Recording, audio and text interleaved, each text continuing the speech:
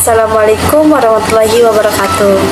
Sebelumnya perkenalkan, nama saya Naila Salam Junairo, dan perkenalkan juga teman-teman saya yaitu Irwan dan Khadijah. Nah, di kesempatan kali ini saya dan teman-teman saya akan menjelaskan manfaat jangka panjang dari partisipasi dalam aktivitas fisik secara teratur. Nah, apa sih yang dimaksud dengan manfaat jangka panjang dari partisipasi dalam aktivitas fisik secara teratur?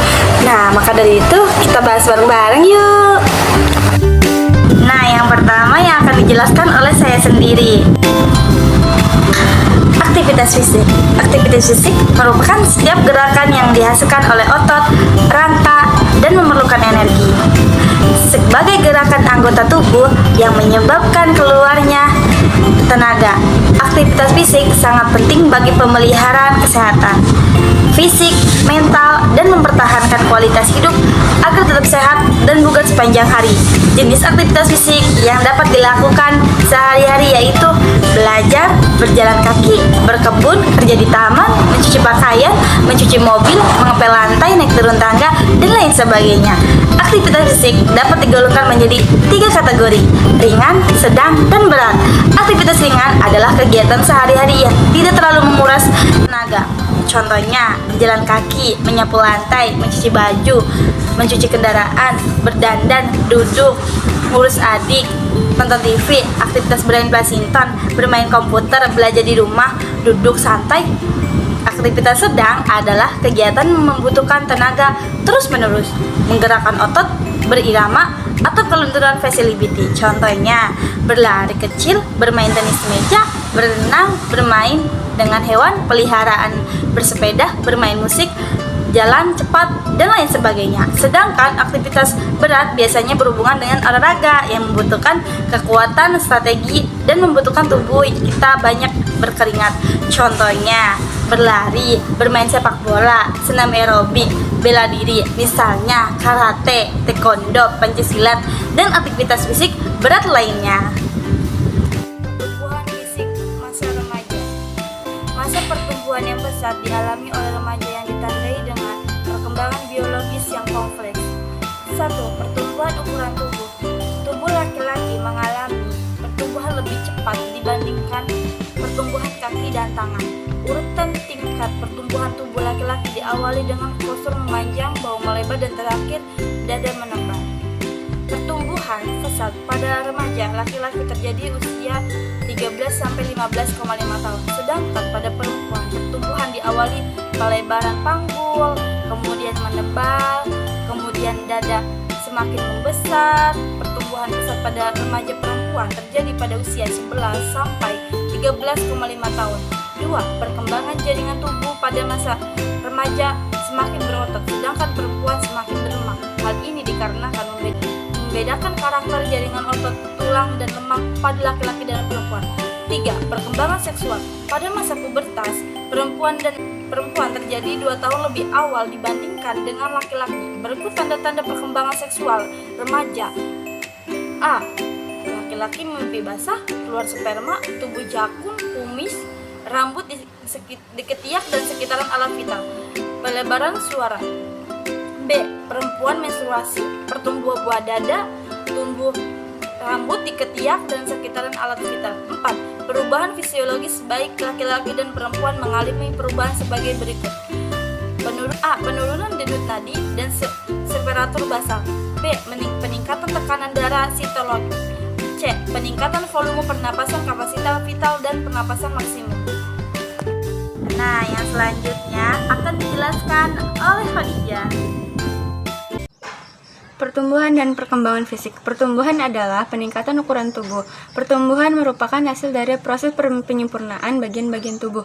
Misalnya, lebar bahu, panjang kaki, tinggi badan, lebar panggul, dan lain-lain. Sedangkan perkembangan adalah peningkatan kapasitas fungsi atau kinerja organ-organ tubuh. Peningkatan dapat berbentuk koordinasi, kontrol tubuh, dan daya fisik. Misalnya, peningkatan fungsi jantung, paru-paru, syaraf, otak, otot, dan sebagainya. Perkembangan dimulai sejak dalam kandungan hingga dilahirkan. Perkembangan dipengaruhi oleh faktor internal dan eksternal. Faktor internal, perkembangan antara lain kondisi ibu saat mengandung janin hingga dilahirkan, antara lain gizi makan, aktivitas fisik, kondisi emosional, penyakit yang diidap, obat-obat yang dikonsumsi, dan lainnya. Setelah janin dilahirkan, maka faktor eksternal yang berpengaruh, antara lain keturunan, gizi makan, aktivitas fisik, sistem kelenjar, hormon pertumbuhan, penyakit yang diderita, suku bangsa, kondisi sosial ekonomi, kondisi psikososial, dan sebagainya.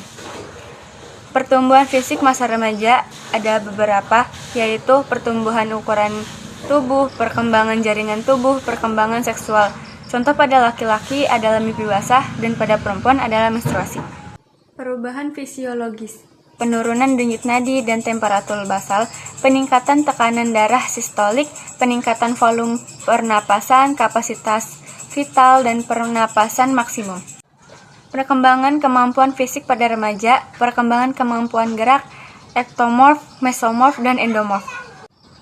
Aktivitas fisik yang diperlukan, olahraga yang dilakukan bisa dalam bentuk olahraga prestasi, baik perorangan, berpasangan, beregu, maupun ditunjuk untuk pembinaan kebugaran jasmani. Nah, yang terakhir akan dijelaskan oleh Irwan. 2. Aktivitas yang diperlukan. Masa remaja adalah masa yang tepat untuk meningkatkan kemampuan fisik, ukuran tubuh, dan menyempurnakan keterampilan gerak melalui aktivitas dalam kurung olahraga. Olahraga bisa dilakukan dalam bentuk olahraga prestasi, baik perorangan, berpasangan, atau beregu, maupun ditunjukkan pada pembinaan kebugaran jasmani. Adapun prinsip-prinsip yang digunakan adalah 1. Latihan dengan sistem-sistem organ tubuh, aerobik, dan kurung aerobik atau anaerobik, otot, tulang, persendian, dan lain-lain. 2. Melatih seluruh otot tubuh, baik tubuh bagian atas atau bawah. Jangan melakukan untuk salah satu bagian saja. Latihan dapat menggunakan beban tubuh atau alat yang tersedia. 3. Hindari impact atau pantulan secara berlebihan dengan gerakan melompat-lompat tanpa alas kaki, baik meredam pantulan, guna menghindari cedera lutut atau ruas tulang belakang. Selain alas kaki yang kurang baik, cedera dapat terjadi karena permukaan lapangan atau lantai yang tidak didesain khusus untuk berolahraga dengan intensitas pantulan yang tinggi. 1. Perkembangan kemampuan gerak. Dengan perbedaan kemampuan fisik, maka berbeda pula dengan perkembangan gerak antara laki-laki dan perempuan. Laki-laki cenderung lebih meningkat perkembangan geraknya dibandingkan perempuan. Perbedaan perkembangan gerak antara laki-laki dan perempuan memiliki masa krisis saat fase perkembangan seksual terjadi. Laki-laki meningkat saat fase tersebut, sedangkan perempuan cenderung statis. Karakter dari ketiga tipe tubuh adalah sebagai berikut. 1. Etomorf. Contoh etomorf. 1. Sulit menaikkan berat badan. 2. Secara natural kurus, lemak di tubuh sedikit. 3. Kurang tenaga saat berolahraga. 4. Metabolisme tinggi. 5. Cenderung tetap kurus walaupun makan banyak. Yang kedua, mesomorf. Contoh mesomorf. 1. Metabolisme tinggi. 2. Secara alami kuat. 3. Berenergi tinggi. 4. Mudah membentuk otot. 5. Mudah menambah tenaga. Yang ketiga, endomorf. Contoh endomorf. 1. Metabolisme rendah. 2. Sulit menurunkan berat badan. 3. Mudah menaikkan berat badan. 4. Mudah tertidur. 5. Kurang tenaga dan cepat lelah. Tertidur. 5. Kurang tenaga dan cepat lelah. Nah, sekian dari saya dan teman-teman saya. Bila ada kelebihan kata ataupun kekurangan, mohon dimaafkan ya teman-teman. Bye-bye, sampai jumpa.